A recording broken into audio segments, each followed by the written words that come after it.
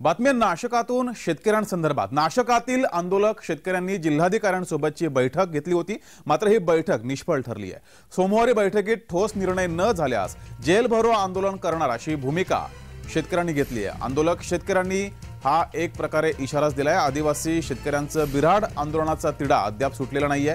आंदोलक शेतकऱ्यांनी आता सरकारला इशारा दिलाय, जर आमच्या मागण्या मान्य झाल्या नाही तर जेल भरो आंदोलन करू असं त्यांनी म्हटलंय। नाशकातील आंदोलक शेतकऱ्यांनी जिल्हाधिकाऱ्यांसोबत बैठक झाली, मात्र ही बैठक निष्फळ ठरली आहे। अधिक माहिती घेऊया, आपले प्रतिनिधी किरण कोटूर आपल्या सोबत जोडलेत। किरण, शेतकऱ्यांची बैठक निष्फळ ठरली आहे, त्यामुळे आता शेतकऱ्यांनी इशारा दिलाय। मागच्या 6 दिवसांपासून आपलं विविध मागण्यांसाठी हे आदिवासी बांधव शेतकरी जे आहेत ते नाशिकच्या जिल्हाधिकारी कार्यालयासमोर हे आंदोलन हे करताना आपल्याला बघायला मिळतोय।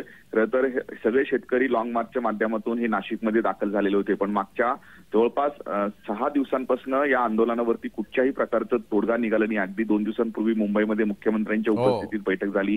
काल नाशिकच्या जिल्हाधिकारी कार्यालयामध्ये जिल्हाधिकाऱ्यांच्या उपस्थितीत 2 बैठका झाल्या, पण अंमलबजावणी आमच्या ज्या मागण्या आहेत त्या संदर्भात अंमलबजावणी जोपर्यंत प्रशासन करत नाही तोपर्यंत आम्ही आंदोलन मागे घेणार नाही, अशा पद्धतीची भूमिका या सगळ्या आंदोलकांनी घेतलेली आहे। त्यामुळे उद्या आणखीन एक महत्त्वाची बैठक जी आहे ते जिल्हाधिकारी कार्यालयामध्ये आहे आणि त्या बैठकीत तरी तोडगा निघतो की नाही हे बघणं महत्त्वाचं असणार आहे।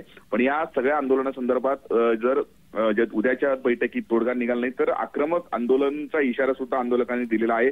त्यामध्ये प्रामुख्याने जेल भरो असेल किंवा मुंबईकडे जाण्याचा निर्णय असेल, या 2 पैकी एक निर्णय आम्ही घेऊ असंही एक इशारा काल या जी कोर कमिटी आहे त्यात कोर कमिटीकडनं देण्यात आलेला आहे। त्यामुळे उद्या नेमकं काय निर्णय होतो बैठकीत हे बघणं महत्त्वाचं असणार आहे। पण आपल्या विविध मागण्यांसाठी जे आंदोलन हे सगळे आदिवासी बांधव करत आहेत ते आंदोलन अद्याप चालू असल्याचं बघायला मिळत आहे।